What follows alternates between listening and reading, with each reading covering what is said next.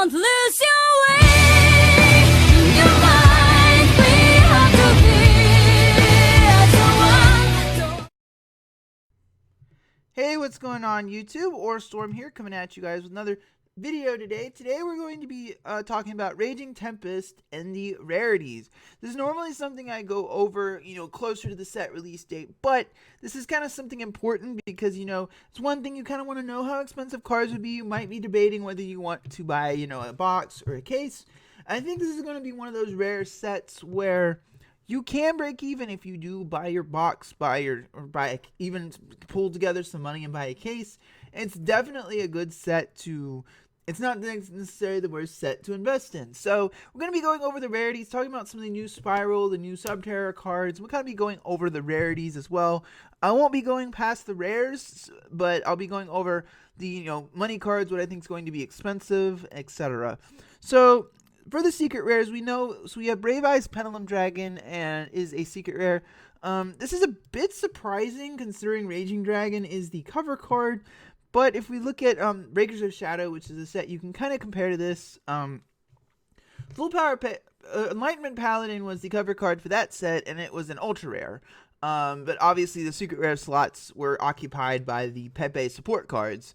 So Brave Eyes being a secret rare is kind of an odd, but I understand why it is. It's a little bit easier. It's something that you can summon a little more generically than something like Raging Dragon, which is very niche. It's like you summon it in Magicians, and that's about it. So it's definitely, I can see why it's a secret rare, but it's definitely going to be the secret rare of this bunch that you're probably not going to want to pull when you open your box. Sea Monster of Theseus is the new tuner, the TCG exclusive. It's level 5 fusion. It's also a tuner, so it's an instant fusion target. It's going to be interesting to see what people do with this card because it just screams Ultimaya Zulkin. I can see it in Metal Foes, for example. It's like a pseudo Gofu. You can make Zulkin with it, which is always good. It's going to be interesting to see what the card does. I think it might stabilize down at first, but I think it's the type of card that could be very, very expensive in the future. Especially probably at some point Norden will probably go from limited to bans, so it's definitely something to think about as well. Then we have Foolish Bear with Belongings. While we don't have the official name yet, it's a card that we know it's a secret rare, and this doesn't shock me at all. I kind of called the new Virus card and Belongings being secret rares. The thing about Belongings is, while it's not good in the top tier decks, it's definitely something that's going to hold value because it's really good in so many just rogue strategies. Think of like Volcanics, UAs, Fluffles are like probably the best example, and it's definitely a card that could spike a lot at some point in the future, especially if a deck like Fluffles tops, with a couple copies, it could really go up in price. It's definitely not the best secret in the set, but it's definitely a card that you will probably want to maybe get. If you can get it for cheap, you probably want to go ahead and pick it up. The other secret rare in the set that's probably not one you want to pull is Full Force Virus. It's a very niche card. The thing with Full Force Virus, it's basically reverse deck dev. It hits monsters with 1500 or less defense by attributing a monster with 2000 more defense. It doesn't really hit Zodiacs much harder than deck dev does because most their monsters do have less than 1500 attack, but you could argue that their Viper and some of their other monsters have less, but depends on what version they're playing. And neither of them hit the Kaijus, which are honestly the biggest thing you'll probably want to hit because Gamma Seal because all the Kaijus have high defense points. So it's definitely something that is probably one of the worst secrets in the set. It's definitely something you don't want to pull, but I might be missing something. It definitely has some niches somewhere. Then probably the 4 chase cards for the set are That Grass Looks Greener. This is the new AK Lawn Mowing Next Door. This is obviously the new Infernal Lightsworn support card. Really getting expensive, at least be $50-$60. It's just insanely it's not one of those cards that you can play at 1. You have to play 3. So it's definitely going to be one of the most expensive cards in the set, for sure. Then the Zodiac cards, we have 3 Zodiac secret rares, which is a lot. But if you guys remember Full Power Pepe, we had Performapal Pendulum Sorcerer, Cyber Dragon Findy, Trap Tricks Rafflesia, and Solemn Strike were all secret rares. And this is not, a normal for this, but we're getting Broad Bull, which is this one being a secret rare is not surprising. It is the more generic of the bunch because it is a generic rank 4. You can search pendulum scales with it, such as King Bear and that that generic, I can't remember its name, Sky something or other, the vanilla level scale 2. But it's definitely the one. It's one of the one that a lot of people use in some of their more creative lists. So, and then we have Barrage and Dryden, which Dryden is basically like their walking pop card. It has either player's turn. You can pop a card. Of these three, I would say Dryden will probably be the cheapest of the bunch. Broadbull will be next, but Barrage is going to be an easy $60 card because the thing is, if you look at Zodiac lists, you play 3 Barrage. Like there's clearly no debating. You play 3 of this card. So I would say looking at this set, this and that Grass Looks Greener are by far going to be the most expensive card in the set. Easily like $60 cards. Looking at it now. Then we have some of the new Spiral cards. We have Spiral Gear Handy Cable. This is a new trap card searchable via Quick Fix. So you can, it is once per turn, but it's basically like if you control Spiral Super Agent, it is a Phoenix Wing Wind Blast, which is good. I understand why. I don't like that it's a hard once per turn, but it's understandable because Quick Fix is a card. They don't want you having multiple of these and being able to just stop everything your opponent's doing. So that is a thing. Then we have the new Spiral Mission card. This card is interesting. I don't know how good it is because it's searchable via Master Plan, and it does have a decent grave effect that sort of works like Gospel of Revival, but it doesn't protect your resort, the field spell, which is kind of a bummer. But basically, it's like once per turn. It's basically a brain control if a Spiral monster is special summon. The problem is the Spirals don't have ways to special summon their monsters on your opponent's turn, so you're playing stuff like Call the Haunted, Powerful Rebirth, etc. to trigger this effect. It's not bad, but I don't know if I could justify playing more than one if I played it at all. So it's not bad, just it's at least in my opinion.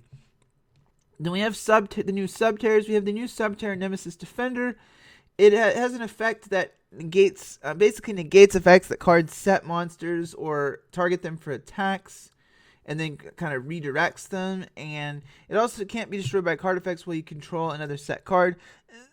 This isn't really that. This is clearly, this is not bad, but it's inferior to Archer. It's inferior to Nemesis Warrior. It's just not. It's not that good. I can't even justify space for this card. Then we have the new Subterror Behemoth. Its flip effect is that when it's flip face up, you can target one set monster controls, take control of it until the end phase. It doesn't have the restriction that the Spiral card prevents them from attacking directly. So, and then it has the same, normal Subterror attacks. Then the other Subterror, when it's flip face up, prevents them from being destroyed by card effects, which is interesting. But the thing is, without something like Tower Tray, there's not a lot of ways to trigger Subterrors responsively, which is unfortunate, but it is what it is. The new spell card, it gives them 500 attack for each set monster on the field. Then when it inflicts battle damage, you can recycle Subterror cards except this card here. It's not that good. It doesn't seem that good. It'd be one thing if it popped the card or something like that, but I just don't think it's that good. Then we have, of course, Odd Eyes Raging Dragon is an ultra rare. So as I mentioned earlier, it's the cover. We have an ultra rare cover card, and then we're going to move on to the ultra rares. So for the rares, we have Spiral Mission Recapture, which is the new. Then we have Ancient Gear Reborn, Switch Hero, and Dizzying Wind. Then Fusion Recycling Plant, which is our new. I believe it's the promo card for the set. Really good card. Can recycle polymerization. Can add poly from your deck. It's a pretty decent card. I don't know if I'd play it in Fluffles, but in something like maybe Moonlights, yeah, it's pretty dang good. Because in a deck like Moonlights, you can't function if you don't have poly in your hand for obvious reasons. Then we have the Subterror. I believe it's the one that takes the brain control one. Then we have the new Spirit Support. Sports are also rares, both of them. And the new Wind Witch the Synchro and the Fusion are both rares, along with the new Parasite Fusioner card. And then Zodiac Borbo is also a rare, which is not surprising. Borbo is the one that you don't usually play more than one of, so it's not surprising that it is in here. Then for the ultra rares, this is very interesting. So all 3 of the Wind Witch main deck monsters are ultra rares. This is not surprising, honestly. Like, if anything, I thought maybe the tuner, but let's be real. Like, Wind Witches are one of the more splashable engines running around, and Konami's going to rarity bump them because of the Wind Witch Eidolon artifact deck that was topping in the OCG. It's not surprising. The card's one of the better cards in the archetype. It's not surprising that it isn't ultra rare, at least to me. Then we have Tiger Mortar, which is one of the more important cards in the Zodiac combo. We have the new Kirstron Synchro. I believe it's the one that pops cards. The new DDD Dark Contract is an ultra, but it's pretty mediocre. This would be one thing if this was the trap card that like is sort of like a pseudo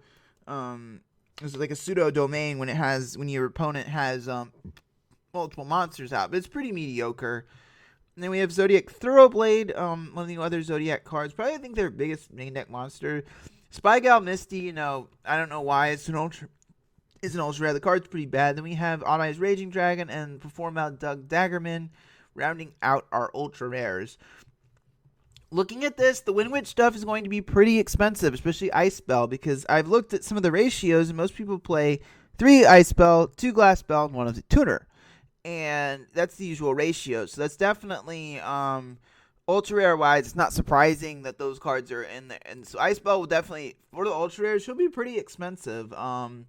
Granted, like, if you look at the last few sets, since we do have a holo in every pack, the most expensive ultra rare we've had has been what I believe was Sage with the Eyes of Blue, which sat about $20 to $25. I don't know how expensive these guys will be, but they could be a little bit more than that, but they won't be that bad. Then for these super rares, we have Neo Galaxy Eye Cypher Dragon and Cyber Angel Natasha. I got used to saying Nasatea. Then we have Dragon Call Magician, which is a new Magician support card. And then probably one of the better imports in the set is Delta the Magnet Warrior. Yes, you Magnet Warrior players are finally getting the card that makes your deck playable. Very good card. Definitely something that you would play 3 of. Then we have Chaos Ancient Gear Giant, the big ass fusion that Ancient Gears are getting. Pretty decent card. Kind of glad it's a super rare. Then one of the more important Christian cards, I think it was Solfanir in the OCG. I'm not going to try to pronounce that. Then we have the 2 Subterror support cards. We have the new Train, rank 4. Then we have Rat Pierre, probably the card that, it's not surprising that Rat Pierre is not. I said that I didn't think Rat Pierre would be, I thought Triangle, aka Barrage, would be a secret rare, and Rat Pierre would be like a super or like a no more than ultra. So, and Viper, aka Whiptail, are also supers. So, not surprising. Konami does, it's the same thing with Monkey Board. Konami's not going to rarity bump a card only for it to hit it in a few months, and it's the same thing. They have the Tiara, the big fusion that the big sort of like pseudo Sophia that we're getting in the set. And then we have the Spiral Gear Handy Cable rounding out the super rares. So overall, it's a pretty interesting set to see. It's a pretty decent set. I think it's definitely worth your money. It's one of those few sets that I feel like if you buy it, you can break even. So it's definitely a set, in my opinion, that you should have on your radar and maybe purchase a box. It's definitely something I'm considering purchasing a box myself. So anyway, guys, come back to the end of the video today. Let me know what you guys think down in the comment section below. And as always, thank you guys for watching. It's Orstorm, signing out.